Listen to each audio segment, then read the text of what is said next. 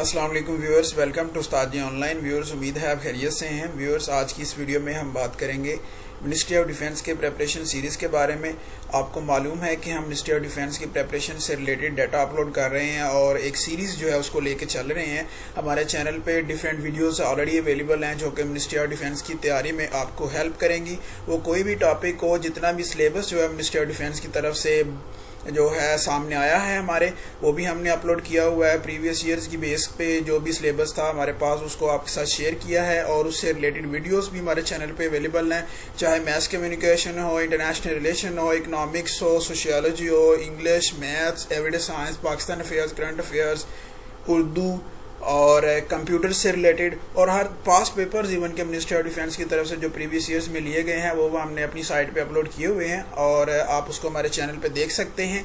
आज की इस वीडियो में हम बात करेंगे मिनिस्ट्री ऑफ डिफेंस के प्रेपरेशन सीरीज के बारे में और जानेंगे बिजनेस लॉ से रिलेटेड कुछ इंपॉर्टेंट क्वेश्चंस जो कि अपकमिंग एग्जाम्स में एक्सपेक्टेड हैं या जिनके बारे में क्वेश्चन जो हैं वो आ सकते हैं। वो क्वेश्चन जैसे वीडियो में हमने शामिल किए हैं आपके लिए, क्योंकि हमारे चैनल पे डिफरेंट लोगों की तरफ से कमेंट्स आ रहे थे कि हम लॉ से रिलेटेड वीडियोस भी अपलोड करें। तो व्यूअर्स, सिलेबस के अकॉर्डिंग मिनिस्ट्री ऑफ डिफेंस के 100 मार्क्स के पेपर के लिए जो कि BS 16 और उसके बिलो की सीट के लिए जिन्होंने अप्लाई किया हुआ है, उससे 100 मार्क्स का जो है वो एक पेपर होगा MCQs बेस्ड। और वो लोग जिन्होंने BS 17 या उससे ज़्यादा के लिए अप्लाई किया हुआ है, उनसे स्क्रीनिंग टेस्ट जो है वो 200 मार्क्स का होगा और वो MCQs बेस्ड होगा। अब जो असिस्टेंट डायरेक्टर के लिए जिन्होंने अप्लाई किया हुआ है जनरल कैडर में, उनके लिए जो है वो लॉ से रिलेटेड 10% क्वेश्चन आएंगे। लेकिन जिन लोगों ने BS 16 और उससे बिलो के लिए अप्लाई किया हुआ है, उसके लिए 5% पेपर जो है लॉ से रिलेटेड उसमें क्वेश्चन पूछे जाएंगे, यानी 5% पेपर जो है वो लॉ से आएगा। इसलिए हम वीडियोज ऐड कर रहे हैं।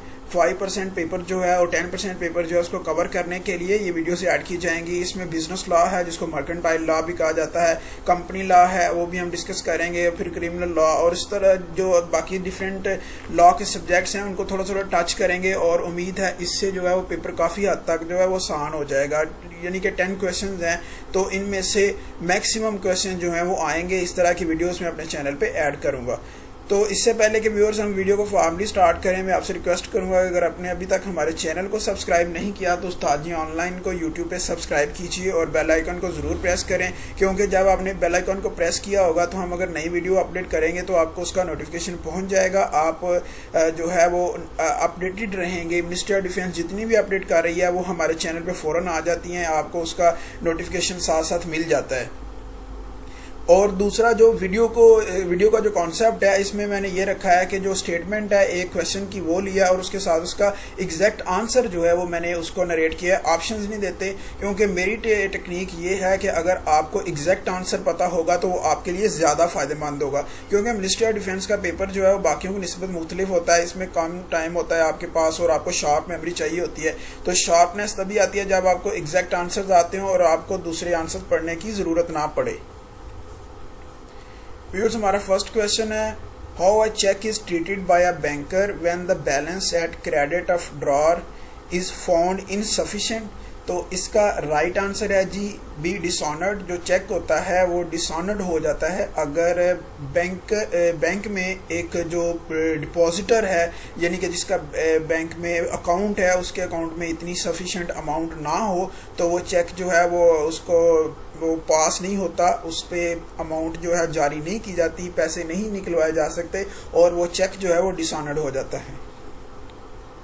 When undue influence is used in a contract by one party against the other, the contract becomes, तो राइट आंसर है voidable। कॉन्ट्रैक्ट जो है वो voidable बन जाता है। A dormant partner is one, तो व्यूअर इसका राइट आंसर है whose name does not appear in any way as a partner। जो ऐसा पार्टनर जिसका नाम जो है वो किसी भी सूरत पार्टनर के तौर पे अपीयर ना हो, उसे डॉर्मेंट पार्टनर कहते हैं।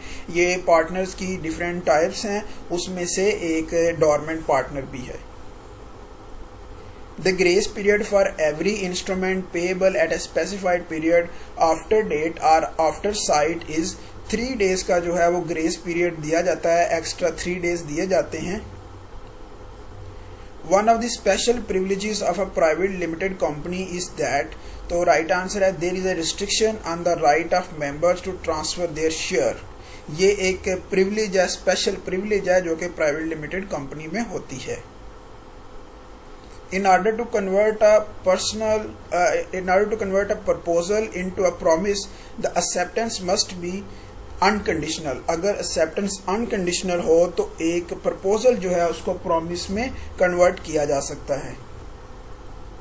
The maximum number of members in a private company is, तो राइट आंसर है जी 50। प्राइवेट कंपनी में मैक्सिमम नंबर ऑफ मेंबर्स जो होते हैं वो 50 होते हैं। A company is subsidiary of N other company, तो राइट आंसर है कि if the other company holds more than 50% of its voting share, अगर किसी दूसरी कंपनी के पास 50% से ज़्यादा वोटिंग शेयर हो तो तब जो है वो पहली कंपनी उसकी सब्सिडरी बन जाती है। Statutory meeting of a company is held, तो इसका राइट आंसर है once in a life time of the company. Once in a life time of the company जो है वो स्टैट्यूटरी मीटिंग जो है वो कॉल करना ज़रूरी होती है। अब बिल ऑफ एक्सचेंज हैज़, तो राइट आंसर है जी 3 पार्टीज होती हैं बिल ऑफ एक्सचेंज में। A partnership business is unlawful if the number of partners in it is more than 20। अगर मोर देन 20 जो है वो पार्टनर्स हो जाते हैं तो वो बिजनेस अनलॉफुल हो जाता है in case of partnership. Viewers, इससे पहले मैं डिफरेंट वीडियोस में डिफरेंट डाटा जो है वो एक्स्ट्रा डाटा ऐड किया करता था जब कोई क्वेश्चन जो है वो डिस्कस कर रहा होता था, लेकिन कमेंट सेक्शन में कहा जाता था कि हमें जो है वो एग्जैक्ट आंसर से मतलब है, इसलिए आप ज़्यादा इसको एलेबोरेट ना किया करें। इसलिए अब मैं शॉर्ट रखता हूँ, ज़्यादा एलेबोरेट नहीं करता। लेकिन हमारे वो ऑडियंस जिनको इंटरेस्ट है फर्दर इन्फॉर्मेशन के बारे में, वो मुझसे कमेंट सेक्शन में पूछ सकते हैं। उनके लिए वहाँ पर डाटा जो है बताया जा सकता है ताकि उनकी क्यूरियोसिटी जो है उसको सेटिस्फाई किया जा सके। हमारे पास कमेंट्स की फॉर्म में एक जो फोरम मौजूद है जहां पर हम जो है वो एक्स्ट्रा डाटा जो है वो शेयर कर सकते हैं। The minimum number of members in a private limited company is, तो राइट आंसर है 2।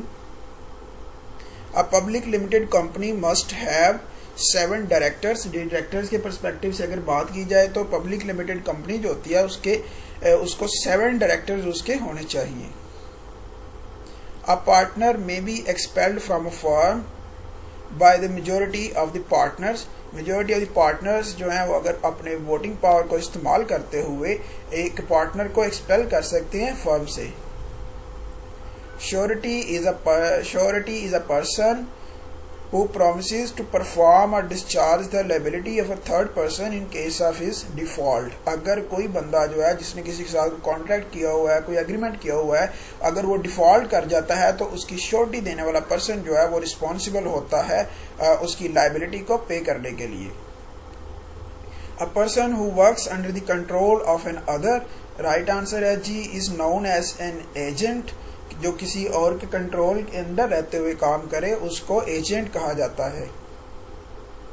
When a firm is put to an end as between all the parties, it is dissolution। जब एक कंपनी जो है उसको खत्म हो जाती है, उसको एंड कर दिया जाता है, क्लोज कर दिया जाता है, तो सारे प्रोसेस को डिसोल्यूशन कहते हैं। The best simple definition of a contract is, तो आंसर है a legally enforceable agreement. A legally enforceable agreement जो है वेरी बेस्ट और सिंपल डेफिनेशन है कॉन्ट्रैक्ट की। An order instrument is the one which is payable to a named person. Ordered instrument वो होता है जो उस बंदे को पे किया जाता है, उसकी अमाउंट उस शख्स को पे की जाती है जिसका नाम वहां पर डेजिग्नेटेड हो। A bearer instrument is the one which is payable to a bearer, जो उसको होल्ड कर रहा होता है, जिसके पास वो इंस्ट्रूमेंट होता है, उसी को पे कर दिया जाता है। व्यूअर्स, ये थी आज की वीडियो जिसमें हमने बात किया कुछ इंपॉर्टेंट क्वेश्चंस के बारे में जो कि बिजनेस लॉ से रिलेटेड थे, और इसमें कुछ पार्टनरशिप और कंपनी के बारे में भी क्वेश्चन पूछे गए हैं। उम्मीद है ये क्वेश्चन आपको हेल्प करेंगे आपके मिनिस्ट्री ऑफ डिफेंस के एग्जाम्स को अच्छे तरीके से अटैम्प्ट करने में। और आपके लॉ पोर्शन जो कि BS 16 और बिलो के लिए 5% है, और अगर आप असिस्टेंट डायरेक्टर जनरल कैडर के लिए अप्लाई किया हुआ है तो ये 10% होगा। और उम्मीद है ये क्वेश्चन आपको वहाँ पर काफ़ी असिस्ट करेंगे और आप मैक्सिमम मार्क्स जो है वो हासिल कर पाएंगे बिजनेस लॉ के पोर्शन में। इस तरह की फर्दर वीडियोस भी हम अपने चैनल पे ऐड करेंगे। व्यूअर्स, अगर आपने अभी तक हमारे चैनल को सब्सक्राइब नहीं किया तो इस तरह का डाटा और बहुत सी और इन्फॉर्मेटिव वीडियोस जानने के लिए हमारे चैनल को ज़रूर सब्सक्राइब करें और बेल आइकन को प्रेस करें। अपने सर्कल में नियर वंस के साथ शेयर करें। वो लोग जो एग्जाम्स की तैयारी कर रहे हैं उनको इससे काफ़ी ज़्यादा हेल्पफुल होगी, ये वीडियोज़ उनके लिए काफ़ी ज़्यादा हेल्पफुल होंगी, तो उनके साथ ये वीडियो ज़रूर शेयर करें और लर्निंग और शेयरिंग के इस प्रोसेस में हमारा साथ दीजिए। अल्लाह आपका हामी नासिर हो। आप हमें फेसबुक पे भी लाइक कर सकते हैं और ट्विटर पे फॉलो कर सकते हैं। आपसे मुलाकात होगी इंशाल्लाह एक नई वीडियो के साथ। तब तक के लिए अपना बहुत सारा ख्याल रखिए। अल्लाह हाफिज़।